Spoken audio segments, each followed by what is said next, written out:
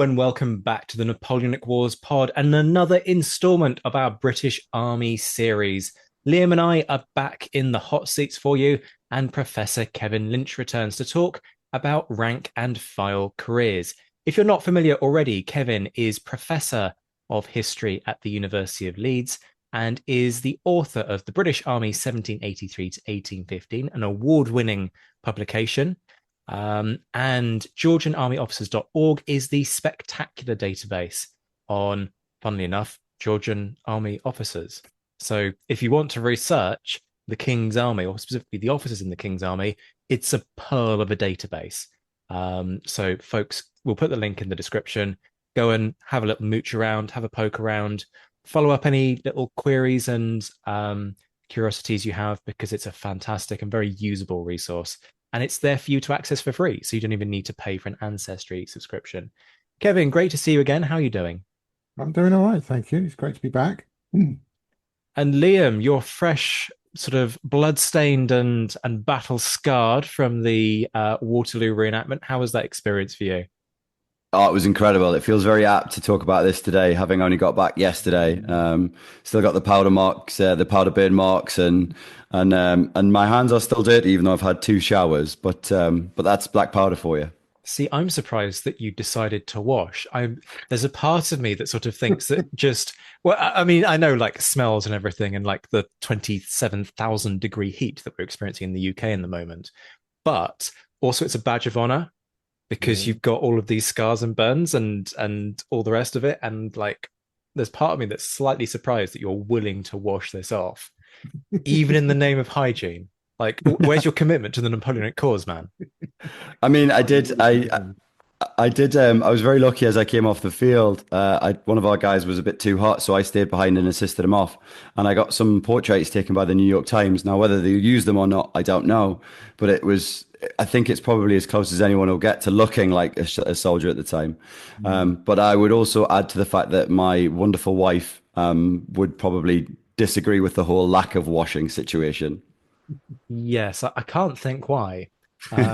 Also, I know your daughter particularly would be quite vocal about the fact that daddy smells. So Mm. probably a good idea that you have washed. But to business, we're going to pick up where we left off last time. If you have forgotten where we left off last time, then you need to go and listen to the first or the previous installment of this, because this is what we've called Part 5, Act 2. It's the second installment of the rank and file episode that became two episodes. And what we're going to do is talk about well, we're going to start with kind of talking about reactions to combat. In terms of those initial reactions and feelings, Kevin, what do we know about what soldiers said and felt in the aftermath of conflict? Mm. And do we see developments over time, particularly with regiments seeing multiple actions over the course of particularly the Peninsular War, or having sort of transferred from Egypt, let's say, to other theatres? Do we see, I guess, sort of coping mechanisms and strategies sort of being picked up and utilized that means that those initial reactions shift over time? Mhm. I think with the initial reactions, just to start with there, I mean, in some ways we're in the hands of memorialists, though partly about actually what we know. So there is a bit of a kind of, well, how representative are these stories and how much were they influenced by what they thought people wanted to read afterwards? And then there's also memory as well. I mean, not that I've had any combat experience at all, but memories will change about those events over the course of time. So if they're writing 5 or 10 years later about their combat, it'd be very different than if you asked them the day after. Um, but I think there are some things there that kind of, with all those caveats, you can pull out. Um, One of them, I think, and it kind of links to the black powder that Liam was just talking about, is probably a bit about the confusion of it, really. Particularly if it's a very large battle, just the sheer volume of kind of, the black powder, the smoke, and these sorts of things means their world probably would have come quite small in some respects in the battle. And perhaps their knowledge about what's going on is quite limited, becomes quite shrunken to the immediate guys around them. So some of the things would have been very quite shocking. For others, it might have been actually they didn't really see very much at all through that event. You know, they were firing their muskets, you know, things were happening around them, but their sense of winning and losing might not have been that clear until the end. And and as for kind of all this sort of other, you know, psychological reactions going on, they're probably not that different from combat in the way that other people have studied it before this period and then after it as well, I think, in terms of just those physical reactions. But as we talked about last time, a bit about drill that sometimes was that just to kind of get people through the day by just going into, you know, into an automatic mode. If this order's barked at you, this is what you do. You know, there's some of an unthinking bit. And then that does come out, I think, in a few, sometimes in some of the memoirs and some of the material afterwards, where there doesn't seem to be much written about combat. Perhaps because they are in this mode of they just did these things, and it, you know, it's very tightly focused on, you know, a day as well, or you know, sometimes even not even that, a few hours, and perhaps there's, you know, the psychology of it for them was to just blank this out, and they just went through the, not going through the motions if you like, but went through those kind of processes that they need to get through it. And so just to add to the complexity of it, there's just also the other types of combat that there were. I think in my mind, when we're talking about this, we are thinking about things like the Battle of Waterloo or the big battles in the peninsula, but there's going to be a whole other sort of series of scales of combat which were very different experiences and sometimes much more kind of, you know, close combat and intimate, or different roles, you know, and that stretches from big battles, you know, like Victoria, like Waterloo, right the way down to out on patrol against smuggling gangs.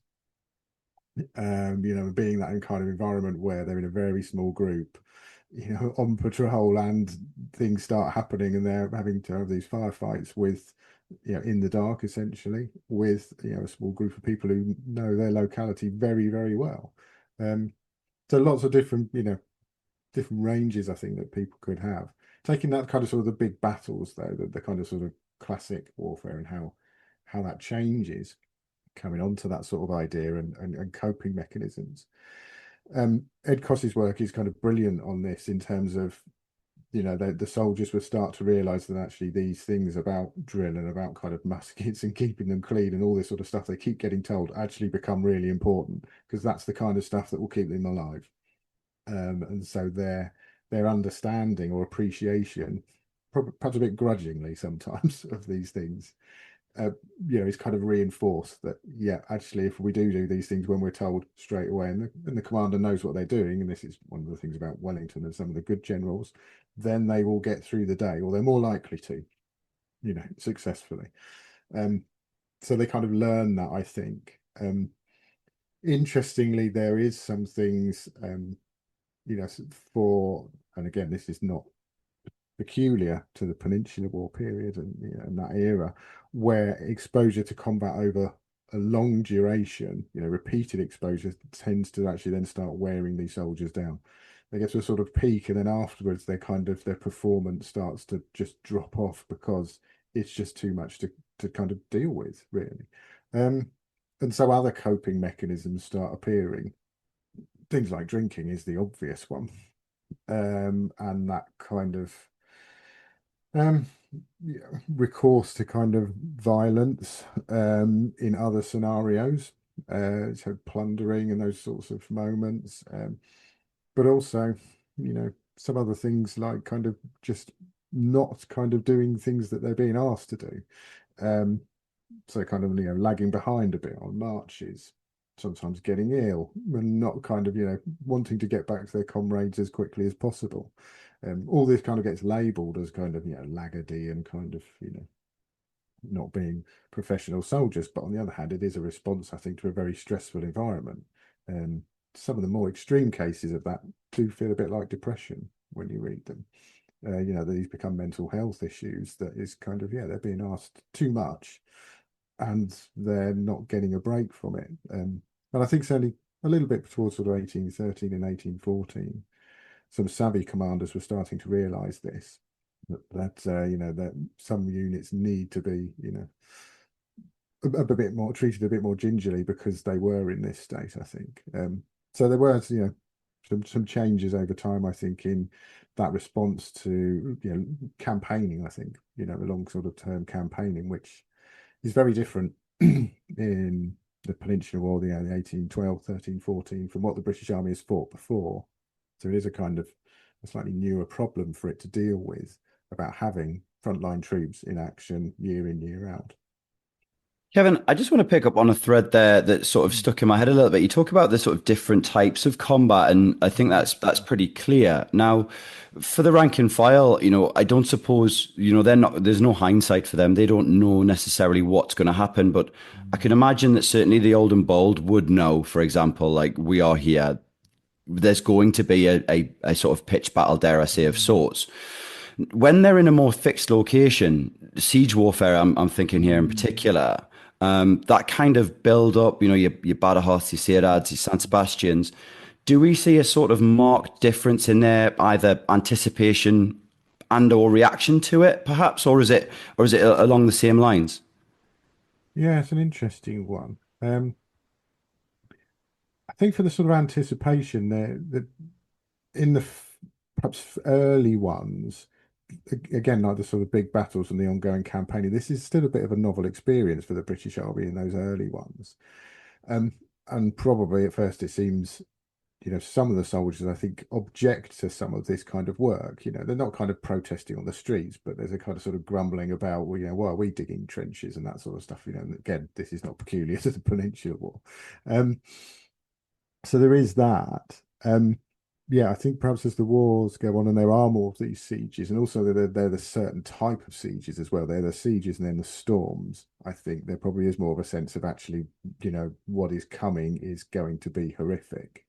Um, and I talked a moment ago about some of the things not being talked about. Storming those breaches and being one of those parties to do that must have been a horrendous experience. And some ways, it feels much more like kind of some First World War warfare, if you like, in terms of being in the trenches and going over the top and facing this kind of storm of lead bullets, things flying around in a very concentrated space is quite different from the big battles. So I think there was some people had some experience of that. Of course, the thing is about who survives that to then tell the tale afterwards. And there would have been a few, whether they were prepared to talk about it, about this is what you're going to go through, guys. Yeah, it's an interesting one, I think. And I don't think many people have said they did do that kind of, prep talk in terms of those terms. They definitely did ones in terms of, certainly from officers in terms of glory and kind of once you've got in there, plunder being one of the objectives of it and these sorts of things. But that actual, what is this like? I think was, perhaps maybe wisely put to one side a little bit.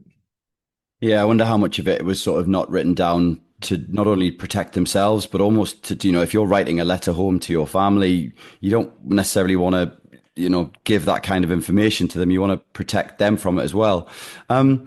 Taking it away from battle now, I want to maybe look at what sort of pastimes are the rank and file engaged in?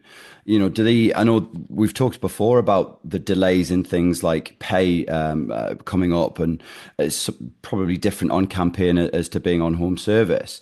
But do they have opportunity to spend wages, for example, or have downtime?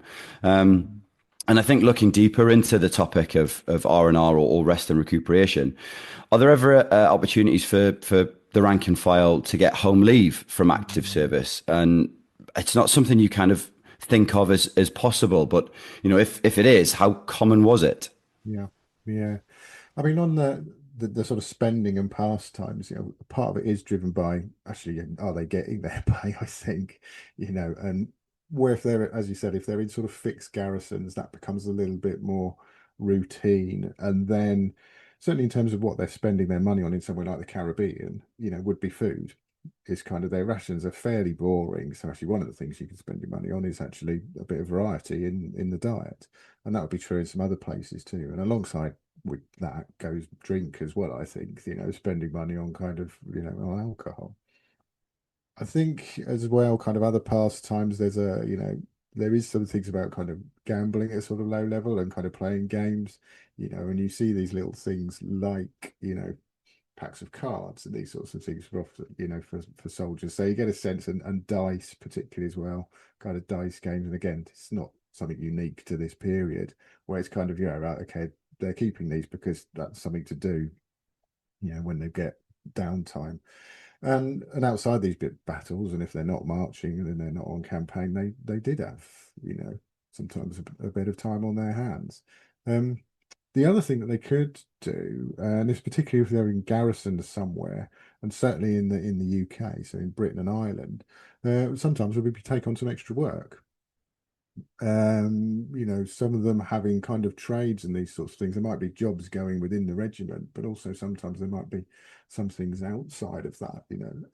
It is a bit of a labour force, you've got on your hands there. So some, and the army would do that as well. Sometimes if they're a kind of fortress and that sort of thing, it's kind of, well, if you want some extra pay for the day, we need someone to go and, maintain some of the bits of the fortress here, digging some trenches or just kind of cleaning things up. So there'd be those opportunities.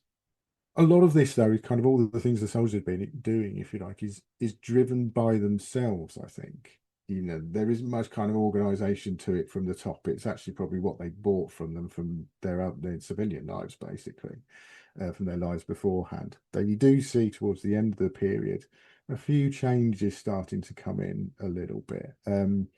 So things like kind of some garrisons having a library and things. So there's kind of right, you can go and read. The other ones, not less organised by the army, but organised by other organisations, would be some of the church attendance, Methodism, and things like that. So other ways of sort of spending your time there too. Yeah, on leave. Yeah, go on. We could go into something here. we don't we don't know too much about it, but you pick up hints of it in different things. I think on campaigns, if they're outside Britain and Ireland, it would be unusual to be able to get leave. Inside Britain and Ireland, though, you do see actually this seems to be going on a little bit. So one of the ways we see it is, monthly returns coming back saying how many, it's a kind of statistical return. Where are your soldiers this month? And there's always a little line for men on furlough. And that's essentially soldiers that have got leave.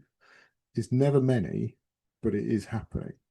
And the other way it happens, you see it actually is coming through deserter records, where sometimes either people are picked up because they're thought to be a deserter, and then it turns out they have a little pass for a furlough, which I've never seen one. I've just read that they exist, that you can get them.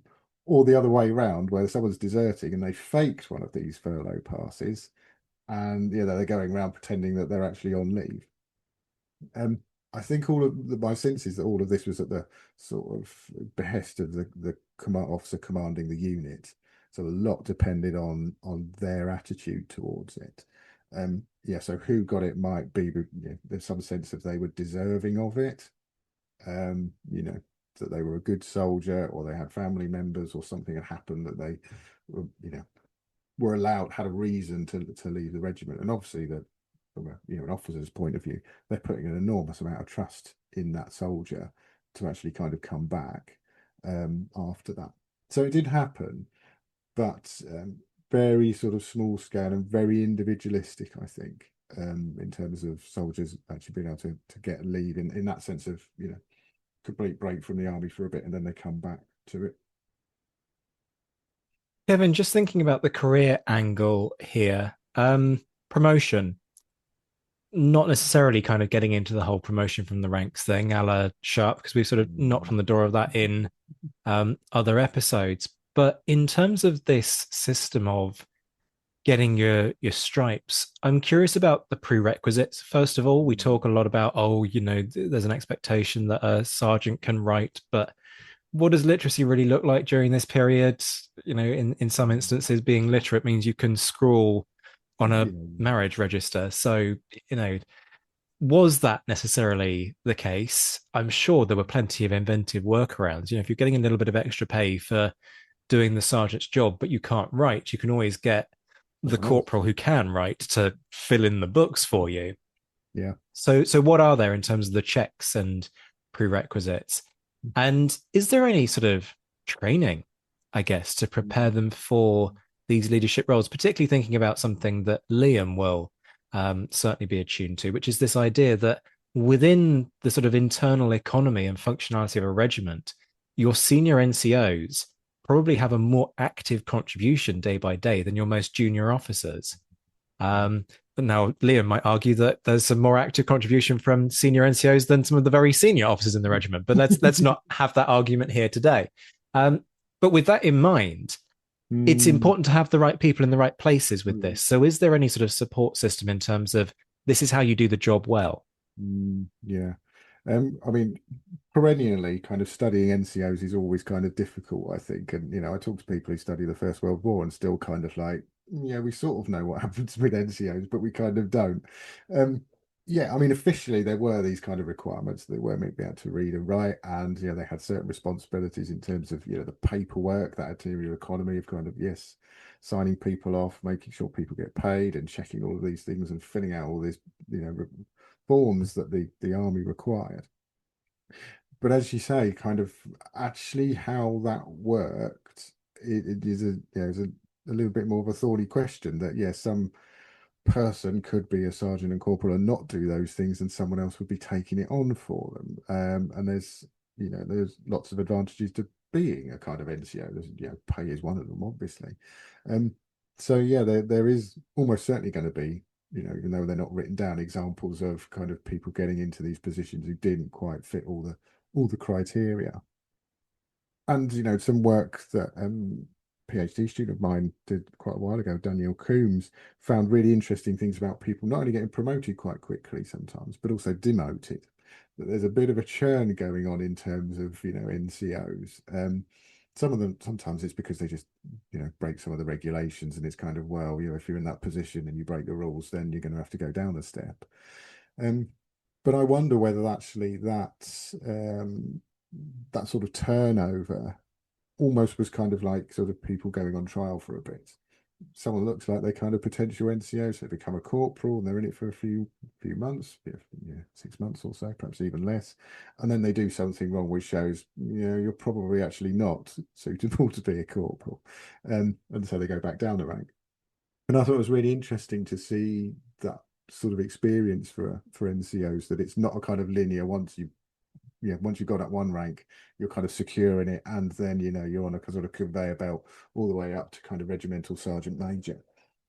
It does seem to be a bit of sort of, yeah, filtering going on through this sort of process of, you know, people getting into those positions and then moving back out of them again.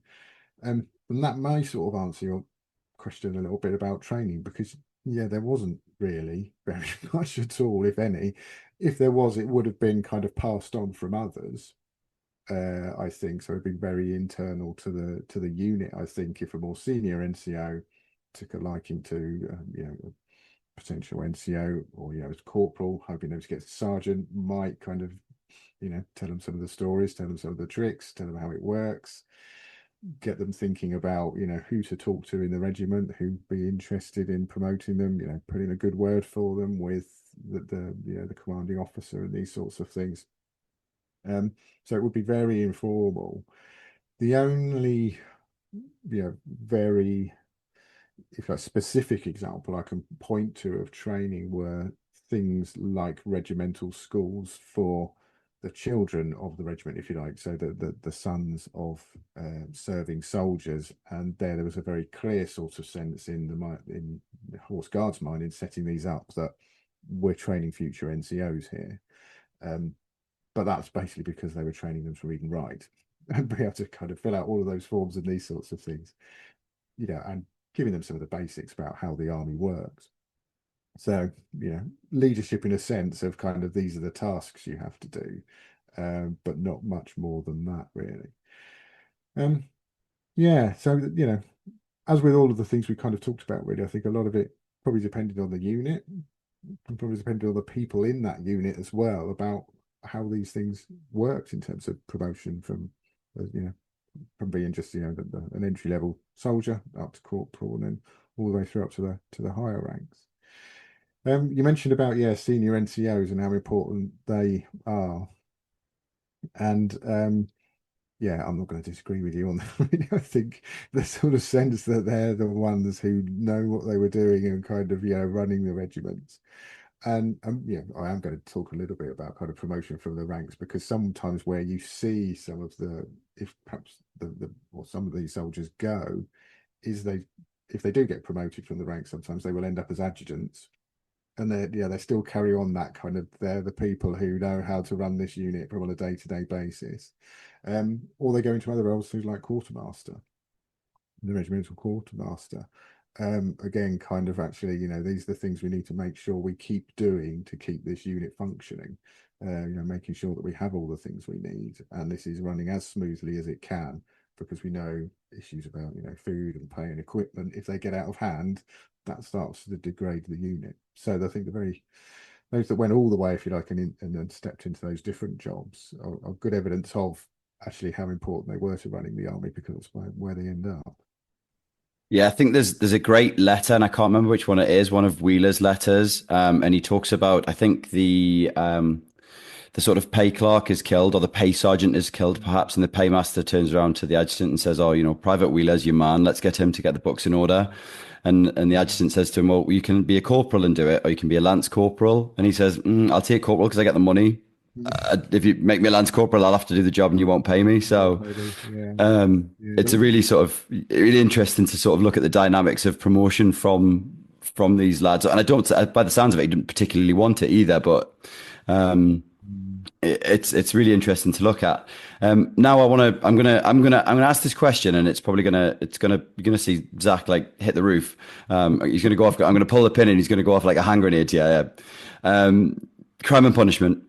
all We've right. talked about it before. I'll say a few words and then Zach can go. Yeah. Indeed, yeah. Can see him like he looks like he's been restrained. Winding Uh, up. Yeah. how were soldiers reprimanded? And indeed, Mm, I always find it really interesting to talk about the most common transgressions, because I think that is perhaps a sort of perception that modern us have, that perhaps the sort of things that we think would be punished for more aren't so much. And we know from where we've discussed things before that the rank and file were sort of sentenced and subjected to at times really harsh punishments, corporal punishment, things like floggings. mm, Um, but was this the standard? And was the army perhaps more lenient, mm, subjective than we think it was? mm. I'll let you take the lead on this, Kevin, and then you Before can, Zach can go yeah. into a précis of his entire PhD. Yeah. Yeah. I mean, well, in terms of sort of how it was policed and kind of managed, there is this system of kind of court martials, officially prescribed kind of courts to examine kind of transgressions in military discipline. Starting, well, kind of, at least officially, there's the kind of regimental ones, and then there's more serious ones kind of going higher up, right up to the general court martials, which would be the ones where people were, potentially under could be sentenced to death. For the really serious or very, very persistent kind of offenders. Um, Zach will know much more about this than I do. Obviously not everything ends up about that kind of level, and there's a lot kind of going on at regimental level, and and also kind of more and other things happening below the sort of official regimental court martial level as well, that kind of, okay, this can't be dealing with everything, and Zach's done the most work out of anyone to deal out all those snippets of, okay, there's other mechanisms for doing this. Yeah, in terms of what sort of things come up in these, the transgressions. um I mean, it is in some ways all sorts of things, which are from really serious things, for desertion sometimes being one of them, obviously, and all the way up to kind of serious kind of breakdowns in discipline, where it's kind of people are threatening other people in authority. And then you get the sort of infractions of kind of military code, which is kind of, you need to be meant to be doing this and you didn't do this. It's kind of certain things about keeping equipment and uniform and all these sorts of things. And in barracks in particular, they seem to be really obsessed about everything's got to be kept in a barracks in a certain way. And if you kind of you're meant to have two blankets and you only got one, right, you're in trouble. These sorts of things. On campaign and elsewhere, when we talked about the kind of, the occupations that, outside of battle that soldiers have, and drinking being one of them, but the drinking often led then to kind of problems, being drunk and disorderly and these sorts of things, or then when they're drunk, actually then doing things that then get them into trouble, really. Um, yeah, and when you look at the kind of, the punishments, corporal punishment features very, very largely in, what gets awarded to them. There is a real sense, I think a lot depends on context and who's actually, deciding what those punishments are. So if the army's under a particular moment of pressure, sometimes that can mean things are treated much more harshly. If they do have a commander, and they were there, who were, absolutely, I think the only way that these guys are staying together is if I have to use corporal punishment to basically, make examples of some of them. There were people who were doing that. There are others that were much more kind of, humanitarian, but perhaps not in a modern sense about it, but would feel, okay, maybe only 50 lashes instead of 200, which doesn't seem that humanitarian to us, but is a different tone. And there were some movements to try and start imprisoning soldiers for misbehavior. I mean, that kind of only works if you've got somewhere where you can actually do that. So that tended to mean garrisons, and it tended to mean in Britain and Ireland as well. So there is a little bit of a shift there to realizing that perhaps we can do other things, rather than actually resorting to corporal punishment. So yeah, that's my kind of, first go at this. And I'll kind of let Zach pick up on any things he wants to, really. Geez. Summarize 4 years' work in the space of 3 minutes. So just to hurl some numbers at this, or rather some percentages at this, folks need to bear in mind that my database only covers 1808 to 1818. So that's 9,227 cases. That's not everything only. I didn't make the full 10K. Sorry, folks. You'll have to wait for the expansion pack for that, which is coming. But and it doesn't cover everything that's tried at regimental courts martial, which is, a significant factor. But you have to start and stop on somewhere. Otherwise, I'd still be writing the PhD right now. So desertion is 26.5% of all cases, theft or plunder, 15.8%. Conduct unbecoming or other sort of conduct related charges, 11.7%. Now, these aren't exclusively rank and file, these are all ranks, so officers are included in this as well. Drunkenness, 10.2%. Absence, 7.6%. AWOL, 4.2%, so absence without leave. Disobedience, 4.0%, and mutiny, 3.7%. So what happens is if you take those numbers and basically add up desertion, absence, and absence without leave, which are different categories of charge, half of all crimes tried are for not being where you're meant to at a given moment in time, which tells you what the army's priority really is. Contrast that with theft and plunder, you're talking 15.8%. But think about the memoirs. Think about just how frank these guys are about, well, we went and snuck into a hen house and stole a bunch of eggs, or we stole the whole chicken because we were starving, and then we ran out the door and we ran straight into Captain Smythe Fortescue, who kind of said, well, that's an interesting bulge in your knapsack rather, that's clucking there. You might want to get that attended to, but make sure that once you've resolved this situation, you cut me in on the resolution of this situation. You can see what's happening there. So it speaks a lot to priorities. I think it's also very interesting that mutiny at 3.7% is really not a big problem in terms of the army. And there are a couple of ways of looking at this, as there always is with data. One is that it's just not a problem. The other is that people are very reluctant to pull the trigger on a full-blown mutiny charge, because if you charge someone with mutiny, that's the proportional likelihood of execution ends up increasing many times over. What's particularly interesting when you look at the distribution of mutiny charges is that 105 of those cases are tried at General Courts Martial, the most senior tier of court, which is the one that will execute you if you're found guilty. But 228 of them are tried at General Regimental Courts Martial, which only exists from 1812. So shorter period of time than the generals are around in my survey, and yet more than double the number of cases, which says a lot about the fact that, if possible, prior to that point, they were just dealing with this at a regimental level. And then the general regimental courts martial comes along and they go, okay, we can kick this upstairs to something a little bit more serious that kind of has a bit more weight to it. And so they do so. So they care about it, but they don't care about it enough to risk having their guys executed.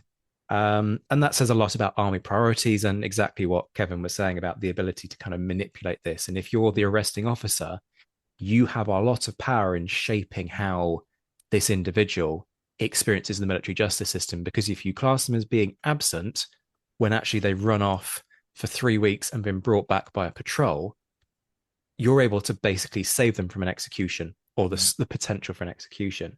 The other thing that I just want to pick up on is what Kevin says, and I completely agree with him, in terms of the move towards incarceration. And this is one of the big head scratchers that I have, because it's brought in 1811. And the way it's brought in is very cack-handed. There's a whole episode to be done just on that. But once it's there, it's very clear that A, nobody knows quite what to do with it, and B, okay, we've got this alternative punishment, happy days, so we can stick these guys in a jail. Do we want to? Well, no, not particularly, because it speaks to what the point of punishment is. And Wellington is the leading advocate of this. Wellington wants to make examples of people, tie them up to a tripod, flog them, have the division paraded to witness it, and then everybody moves on. Physically, psychologically, geographically, you just move on. If you take this individual out of the line and confine them in solitary for 6 months, nobody sees that. And they forget that Telfer's been confined for stealing that chicken. God damn him. Because actually what they'd rather is have Telfer stealing that chicken so that they've all got something to eat that night round the campfire. They're going to forget about the damn chicken. Nobody cares about the chicken. The only person who cares about the chicken is the person who owns the chicken. And they'd rather have him fighting in the line the following day. So it takes a while for there to be a psychological investment. And it's not even a transition from war to peace. It's not just about the access to a location where you can confine people. That is part of it. But if that were the sole issue at play here, come 1815, you would see this immediate spike in incarcerations, and it's just not there.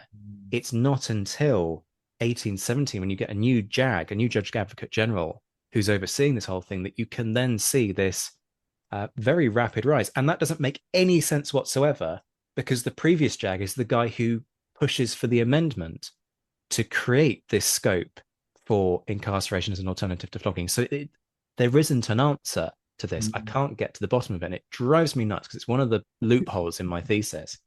But there's something going on here about military culture and the way in which the army just thinks about punishment. And it takes a while for there to be this bleed through of, no, we can go about this a different way, and we can confine these guys. Which says all kinds of interesting things about, people at the top instituting reforms that nobody's asking for lower down the chain of command, which is a tale as old as time itself. So that's some ideas to hurl at this. But I did actually want to follow up on something in regards to this, Kevin, which is something that keeps bugging me, which is, what is military law? Which is, just a nice, really small and easy question for us all to answer. Because the more and more I think about it, the more I think about it as rules of employment. And in one sense, yes, they are. But boy, are the repercussions severe if you screw it up. If you break these rules of employment. The stick is like lethal. And it does strike me that the men know their rights, and they know their way of trying to undermine some of these things. Like if you're on trial for desertion, you can turn around and go, no, I didn't mean to, and I've said this many times on the podcast, like, I didn't mean to desert. I just got drunk and I fell asleep in a ditch. And then I knew what you did to deserters. So I was so scared that I didn't want to come back because I didn't want to be executed as a deserter. Like, it's your fault, it's not mine. And they know this. There's an exchange of Mm, information going on amongst these guys about how you undermine this system. mm, mm, So they know what the law says and they are thinking about it in terms of ways to get out of it, mm. which I think says quite a lot. But is it fair to call it a form of kind of early employment law? I think it kind of is an interesting one, and because of that kind of, in some ways, it feels a little bit contractual. It's very one-sided, you know, but there is a sense that people, you know, as you say, that the men, the soldiers, the enlisted men, have a little bit of kind of leeway in these things and work out how to navigate this. And you know, and you do read the kind of codes, you know, the kind of military, you know, discipline rules and these sorts of things, and you think, oh my God, you know, this is horrendous.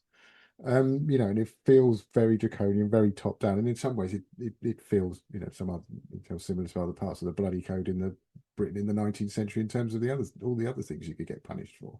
You know, transportation for theft and these sorts of things. You know, it's not that out of kilter with other aspects of, you know, civilian justice, if you like.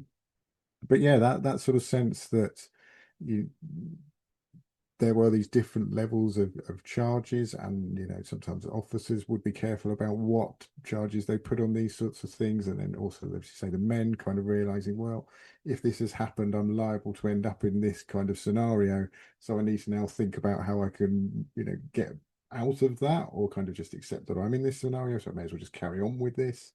The desertion one is a really interesting one about that. I think about, yeah, as you say, some people just kind of feels like I just had enough, so I just went off for a couple of days or two and then came back. Some people it's okay, some officers are fine about that. Others found some fantastic letters where a couple of soldiers were sort of writing back to their commanding officer and saying, yeah, we know we've kind of screwed up here. You know, we didn't mean to end up kind of being away for so long, but we don't want to get charged with desertion, because so can you send us a letter back and say it's going to be all right, you know, if we turn up, you know, that just doesn't fit the kind of military justice system at all. So I think there is, you know, there is a bit of to throwing here, which does mean it is a bit more sort of contractual, you know, and some room for negotiation and kind of um you know, yeah, sort of adjustments and manipulation in the system, and then also just sometimes, yeah, recognizing some of the situations are unique and individualistic. So it's kind of like, yeah, okay, this soldier is a good officer, a good soldier. You know, we've had a really tough kind of 6 months. So okay, yeah, if he lagged behind a bit and you know, so ended up in a ditch after kind of a particularly heavy bout of drinking, then yeah, okay, we'll treat this as a kind of absence rather than as desertion. And equally the other way around, as I've said before, sometimes, you know, really coming down very hard on very small misdemeanors, because it's kind of, we need to impose some order here. So yeah, I think that there is something in that, about this being, you know, about employment, and you know, about kind of, you know, mutual senses of kind of, you know, how this works. Certainly, as you say, that the soldiers having a strong sense of their kind of rights, I think, about this. See it less, well, see it less obviously, I think, in the Napoleonic Wars, but certainly in the 1790s, a bit more of kind of, actually, we were signed up on these terms and conditions, and the army has broken these, and well, sorry, that's it. You know, with that, you know, getting to, some of them were classed as mutinies, others are kind of dealt with in different ways. Particularly the disbanding of a lot of regiments in 1795, a lot of men feeling, but I was told I was going to stay in this unit. We joined up because, you know, I'm with my mate here, and I know the officer who recruited me, and he said we were going to stay together. And that causes a lot of problems for the army in that moment when they try to rearrange and rationalise the army. And people, which is, you know, a story as old as time in terms of employment law, kind of, someone comes and says, hey, we're going to reorganize all of this, and everyone's like, no, no, no, we, you know, we signed up to be part of this thing, not this new thing that you're creating. So yeah, I think you're onto something there, Zach. I've got a couple of follow outs, and I'm just kind of going to throw them into the chat and see who picks them up. And I think, kind of for the layman, with crime and punishment stuff, we kind of get the impression that a soldier transgresses, they are tried and they are flogged, and that's kind of the end of it. But do we have a sense of there being some sort of in between regimental justice system where they'll, dare I say, get a clip round the ear from a corporal or something like that, something less something that keeps the guys more on the straight or narrow from a sort of daily grind on campaign type thing. And then on the flip side of that, for the guys that have gone through the flogging, the harsh punishment system, do we have a sense of how they are then received back by their comrades? I mean, I'm sure it's probably a case of it depends on the person, the crime, etc., etc. But is there examples perhaps of ostracization for whatever reason, or are they sort of being like, all right, come on, mate, no, it wasn't your fault. Like, you're back with the team. Sort of, where do we sit with that? Do you think? Yeah, almost certainly. I think there is going to be informal forms of justice, and Zach will know more about these. Again, like a lot of these things, it's stuff that doesn't get written down a lot, and just I think the scale of the army and the scale of the things it was having to do, and then you look at kind of what proportion ends up at court martials, and you think this can't be all that was going on. It can't be that good, even though the terror is there, if you like, from the floggings and from the potential execution. It's kind of that's not likely to have kept this, large number of people working together effectively. Particularly when you get the Peninsular War, the size of the British Army and its Portuguese allies and that sort of stuff is, these are big. These are the size of kind of very large towns moving around. There's got to be some other things going on here that just makes this work. So I think there is. Zach probably knows more about that than I do. Yeah. Do you want to pick up on that, Zach? Sure. So yes, there absolutely is. There we as you say, we don't get many insights into what Liam's referring to in terms of clip round the ear, but it must absolutely have happened. Because it's there's always that distinction between what the sources can physically tell us and what we know about military cultures. And the culture of the army, sure, it has adapted and it's evolved, but some of the fundamental elements haven't changed in terms of human behavior. It comes back to that line from James Holland: history doesn't repeat itself, but patterns of human behavior absolutely do. And so you can kind of see little threads and hints of it. And so there will absolutely have been that less formal style of maintaining control, because that's part of how you motivate people. Look, I could have had you pulled up before a regimental court martial for the fact that your belts aren't clean, but instead I'm going to give you a slap and tell you not to do it again. And in doing so, you kind of go, oh, Corporal Telfer, well, isn't he a pain in the backside? I don't know why I'm picking on you so much today, Liam. Isn't he a pain in the backside? But then somebody else will turn around and go, well, but hang on a minute. You know as well as I do, he could have taken you to RCM for that, and he didn't. So actually, buck your ideas up and be a little bit grateful. So there is definitely that element in there. But sometimes we get windows into a kind of a collective culture of judgment through something called the company courts martial. Now, these aren't legal. And that's what I particularly love about them, is that they are acknowledged in things like standing orders. So the 85th Regiment has this specific order where it says, in order to not have too many regimental courts martial cases, we're going to have this thing called company courts martial, where you're going to take the minor infringements, and a couple of NCOs are going to officiate on these. They're going to write it up, hand it to the officer in command of the company, and provided that they're happy, then you're going to inflict your punishment. And the punishment is much more, it's physical, but it's not brutal to the point of flogging. And it's very kind of honor/judgment based from your peers. So the one that I particularly love is the trooper who isn't washing himself. We were talking about like the importance of washing earlier, Liam. Like, even your peers in your regiment actually would have gone, no, you need to wash off these powder burns, because this trooper isn't washing. And so the judgment of the company courts martial is he will be stripped naked, dunked in the horse trough, and scrubbed with brushes until he's red raw, and then he won't do it again. because there's that humiliation, there's that kind of, your mates are in on this, they've all taken part, they're all saying this isn't good enough, sort your life out, mate. There are more sinister ones. There's a claim about a private who takes to biting people when he gets in scuffles, and so the judgment of the company court martial supposedly is he's going to have his front teeth knocked out. Now, you and I will all know that as a soldier, to knock out your front teeth, well, that's got questions in terms of priming and loading. But then it gets even weirder because apparently they send for the farrier, and the farrier goes, no, no, no. What we're going to do is we're going to knock out all of his bottom teeth. That'll be far more effective in terms of stopping him from biting people. But of course, if you do that, he ain't biting open a cartridge for toffee. So he couldn't function as a soldier. So this speaks to what Kevin's saying about memory and the way in which, stories change over time, because I just don't believe it, that particular anecdote. So yeah, that's your judgment thing. Do we want to talk about how these guys are received, Kevin? Yeah. Like all of these things, there's a bit of a mixture here, I think. For some, and in certain circumstances, weirdly could become a bit of a badge of honor, actually, kind of that they've been through the kind of system and they toughed it out, sort of thing, and they come back and they're treated accordingly, sort of thing.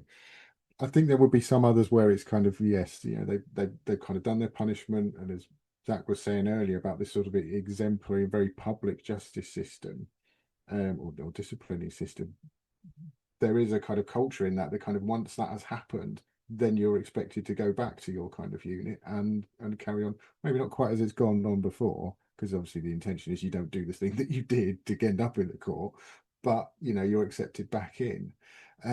I think the reality for some, though, wasn't like that. And there were some who, obviously for the individuals themselves, this could be enormously kind of psychologically scarring and damaging, and they might not actually be the same person when they come back after this. And that can lead into, them ostracizing themselves from that group because of this, alongside also sometimes the group doing it as well. Probably in some of those circumstances about the soldiers they were returning to, ostracizing an individual might depend on the crime quite a lot. So there were some of the things where it's kind of like, yeah, we're all kind of doing this. We all understand why this was happening. This speaks a bit about sort of the employment law kind of bit again. Yeah, if they got put on charge and ended up in, being flogged for plundering and stealing some food, and then they shared it all out with their mates, but he was the one who got caught, yeah, he's going to be kind of treated, well. If, for example, in the sort of, the horrendous other end of the scale, he was put on a charge and flogged and caught and tried for something like, sexual violence against a child of one of the kids in the regiment, then, you could imagine that will be it for his career. I think in the regiment, and in some cases it might be, actually, he's got to go into one of the other sort of more penal units because there's no way he can actually function in the unit. So I think there was a kind of judgment made afterwards, I think, by the soldiers about the crime and the circumstances themselves, that they meant, whether they were accepted back or not. Yeah, completely agree on all of that. I think the other thing that is key here is how you took it. And that's in twofold. Firstly, how you took it at trial, but also how you took it in terms of the punishment. So if you turned King's evidence, as Wellington sort of tried to imply, somebody always did in order to get that lesser punishment, and so you dobbed your mates in, well, then you're breaking those bonds that Ed Cost talks about as being so integral in terms of that, cohesion within the unit. And so, sure, you're going to be a pariah within that regiment. But equally, how you take your punishment, if you, inverted commas, take it in a manly fashion, end inverted commas, that will have a bearing, because there's a lovely anecdote, who knows if it's real or not, of an Irish lad in a regiment who a bunch of Irish boys are found guilty of a crime. I forget what it is. I think it's plundering. And the first one, very hardy, sort of stereotypical, almost kind of Sergeant Harper-esque figure, takes the flogging, doesn't sort of utter a word. The next guy along shrieks at the first tickle of the lash, is the way that it's kind of phrased. And after a few instances of this, the guy who's just been flogged basically turns around and says, "Look, stuff this. He's giving us Irish boys a bad name. I'll take his punishment rather than have our reputation as Irishmen besmirched by the fact that this guy can't take it." And at that point, the flogging is stopped, and that individual is forgiven because he's kind of demonstrated this martial quality, these kind of honorable traits. So, in terms of who you are in that little anecdote, if you're the guy who turns around and says, "This isn't good enough, I'll take his punishment," well, clearly, you're the good guy and you're the hero of this story.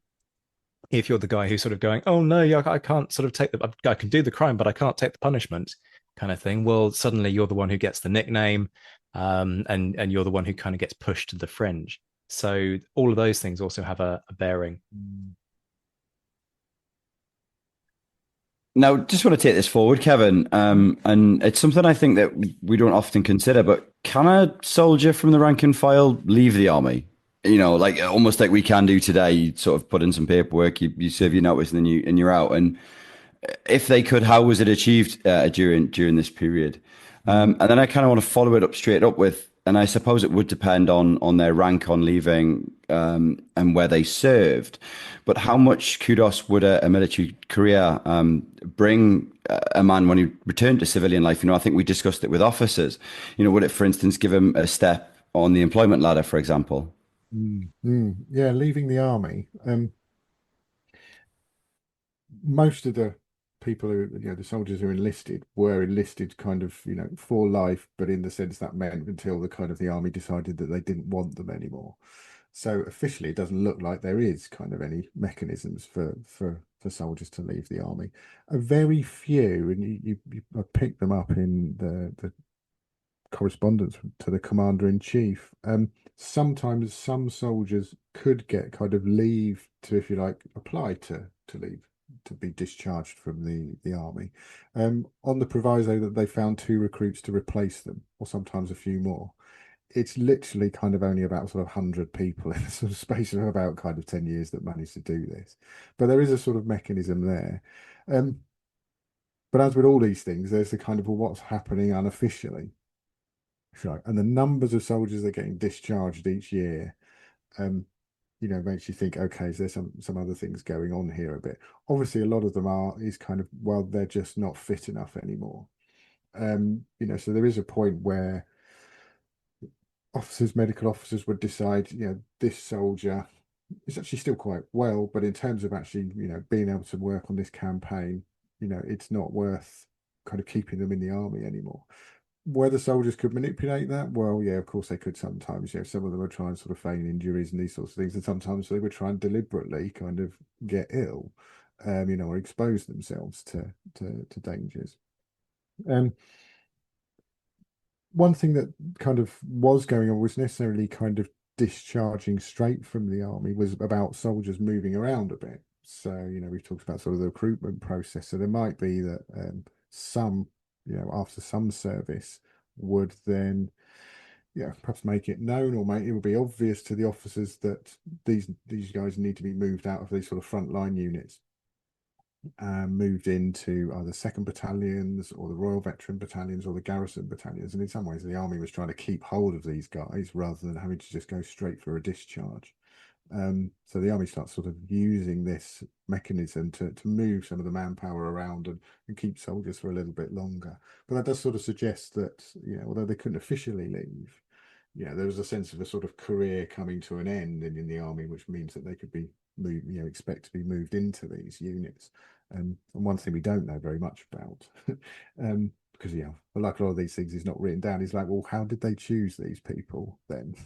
Did they all line up on a parade and go, okay, we need 50 of you, 50 of you need to go to the Royal Veteran Battalion, did they all step forward, or is there some, negotiations going on, or is it just about the sort of the expectations that are unwritten about a military career, which does come back to the sort of contract law, the kind of employment law, that if you've done a certain amount of time, then okay, you should expect to be able to move on from the unit.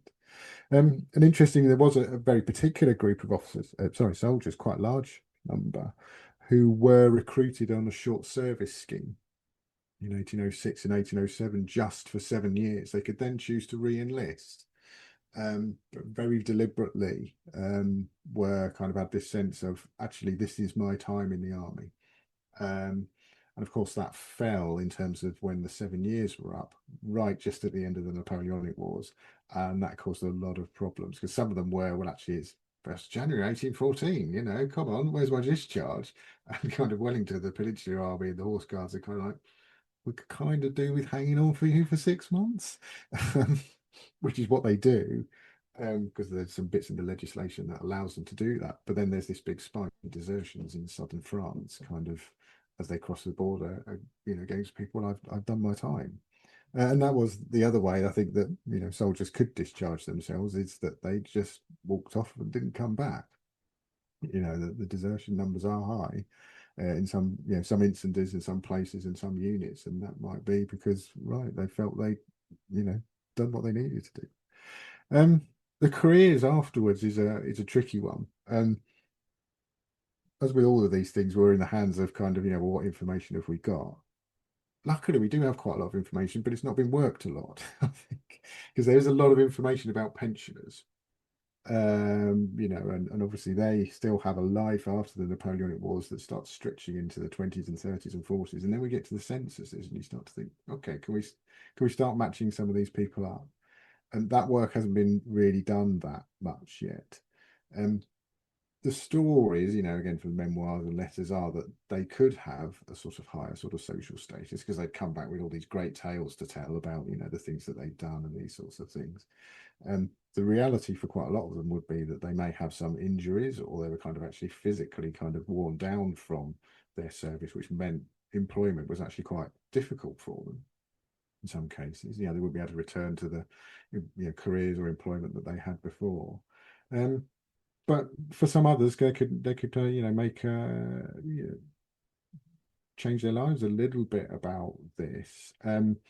So as there are more reforms in Britain in terms of the state and the organisation, and particularly policing, it's kind of who do sometimes the new police forces turn to for their new constables. And it's kind of, well, we've got quite a lot of ex-soldiers who kind of know a bit about this sort of stuff.